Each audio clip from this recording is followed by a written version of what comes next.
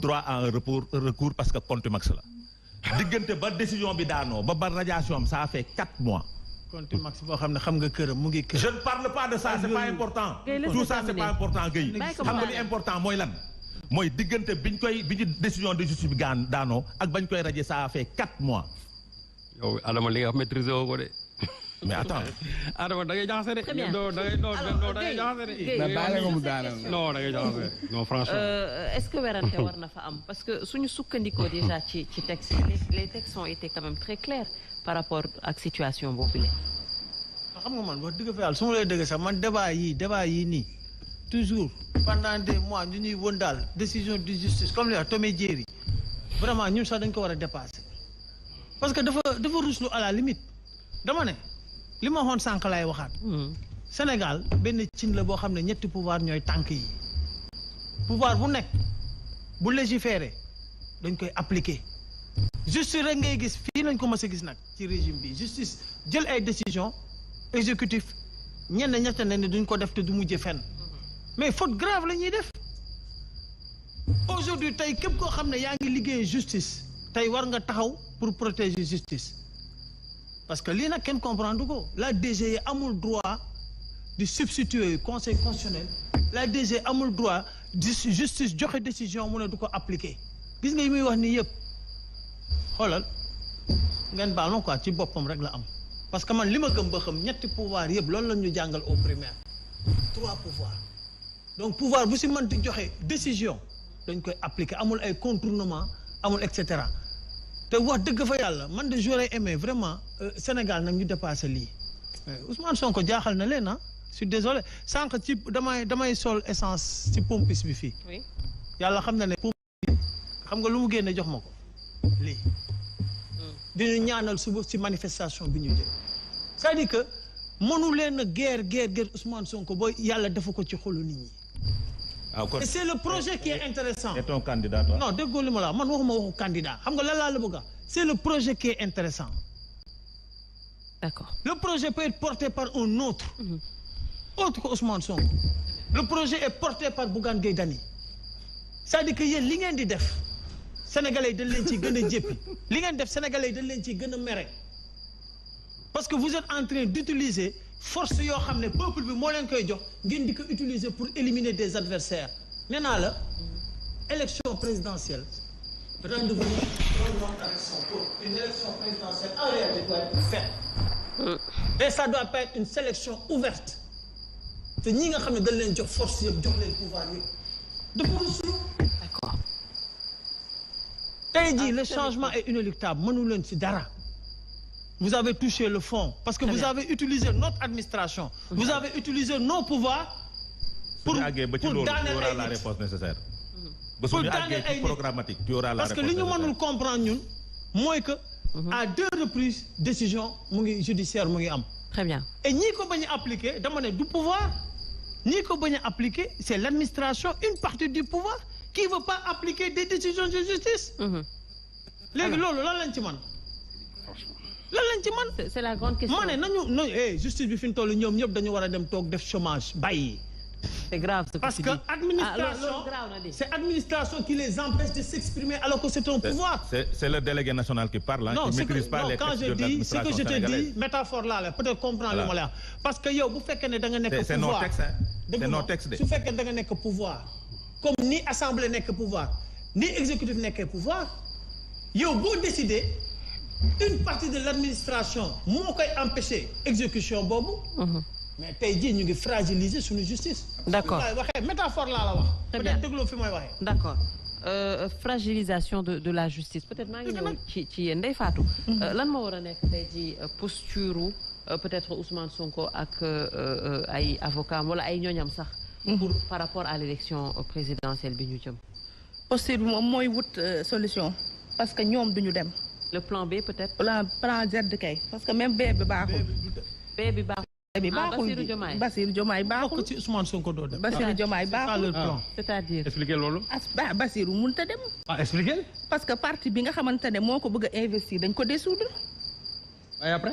mais parti bu ñu dissoudre nan la ñuy jëlee parti dissoudre ko ak motif yi nga xam ne moom la ñu évoqué pour motiver dissolution boobu parti boobu di investir nit ñu ne non ci texte laa ko teg parti bu ñu dissoudre képp ku ci bokk tukkee ci parti boobu ba 1 an munoo participer ci élection loolu ci kii bi la nekk ci code électoral bokk ban texte ko wax non dama bëgg ngeen ma texte bi moo wax loolu électoral bi la nekk ban texte wax loolu ci article day faatu bàyyi leen di jaawalewuma loolu ci code électoral bi loolu grand Serigne Saliou ci code électoral bi la nekk non dafa danga rek yaa ngi dégg waa léegi nag Serigne Saliou bàyyi nit ñi wax nag waaw yow suñu waxee Ousmane Sonko de 1 an doo mën a participer loolu mooy li code électoral bi wax moo tax ma ne la candidat indépendant nga mën a doon mais dafay fekk ne au minimum 6 mois milité woo ci parti defoo activité ci benn parti ah oui c'est le code électoral qui le dit loolu su ma ko inventé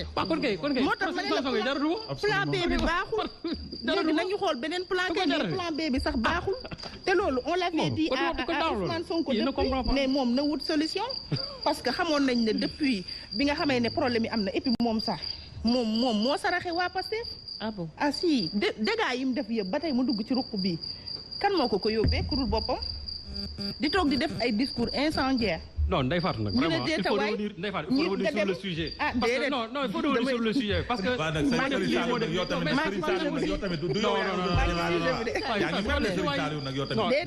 moo xam naa ko moom contradiction rek la ragal moom ñemewul contradiction. on y va.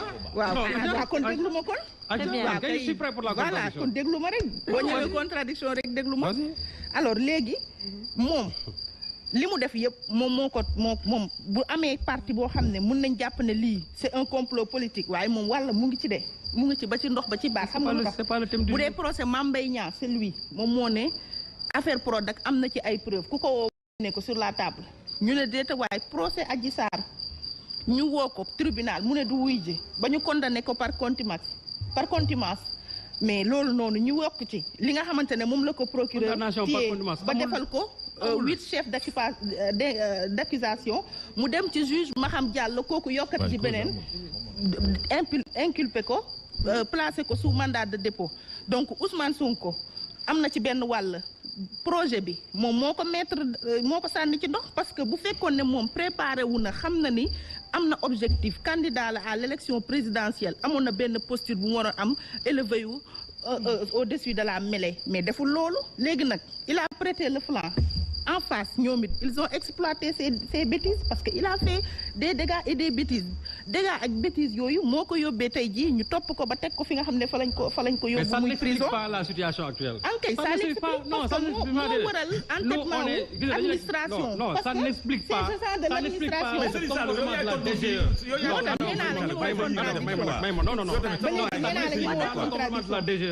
c'est ça aussi. yow tey say argument yow bu ma waxee ba pare yow soo paree nga teggi li ma wax. pièce par pièce samay argument su ma paree. non na ko teggi mais l'essentiel na ma déglu. moo gën mu may tekkatal comme ça. mais on est dans un débat aussi hein. non yow moom bu la arrangé rek. on est dans un débat bu la arrangé rek nga ne débat yi di bàyyi sa galgal yooyu souffre mais écoute-moi. waaw donc ce qui est sûr et certain.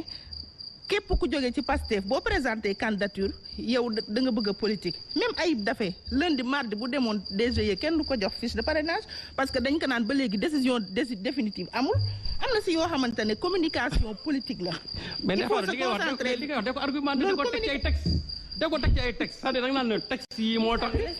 non après naa la jox li muy wax da koy teg ci ay texte aussi mais mënoo toog di spéculer comme ça. après nga jox ñu texte yi. après nga jox ma article yi ak texte yi ko wax dégg nga li ma wax lu ko démontrer contraire bi indil ma texte yooyu bu boobaa rek ma nangul la ko mais lu mu ci mën a doon ne situation bi y a 2 responsables d'abord Ousmane Sonko ci li ma la wax li nga xam ne dañ ko toppee te loolu yëpp moom wàllam am na ko ci parce que moo ko ci liggéey mais beneen aussi mooy le président Macky Sall bu nga xamante ne adversaire bu jóg mu daal di la utal ay problème ci yoon def na ko Karim Wade mais avec le régime de l'APR léegi ñëpp a am benn connaissance ci texte juridique yi électeur avec Karim Wade cour CREI yi boo xamante ne année 81 ba léegi ñu dekkil ko am na ñu bëri ba ñuy def CREI yi boobu kenn judduwul ñu dekkil ko rien que pour régler les comptes à Karim Wade jël ko exiler ko yóbbu ko ci condition yoo xam ne ba léegi leerul ñu pare Khalifa Sall parce que il avait des ambitions politiques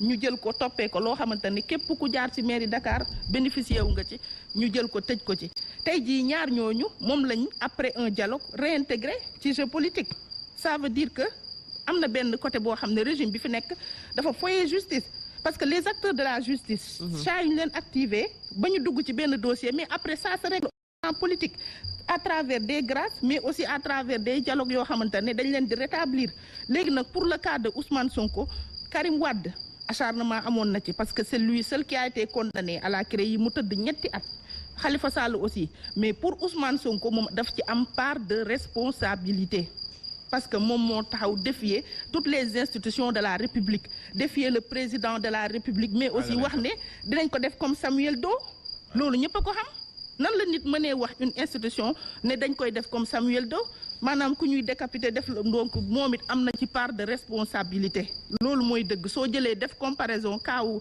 Khalifa Sall kaawu Karim Wade doo ko bën a méngale à 100% avec kaawu Ousmane Sonko parce que Ousmane Sonko am na ci part de responsabilité alors que il incarnait l'espoir jeunesse bi topp ko am ay nit yoo xam dañu am yaakaar ci moom mu waroon a surveiller ses arrières mais il a prêté le flanc. Très bien. Alors rapidement peut-être ci question bi avant ñuy dem ci beneen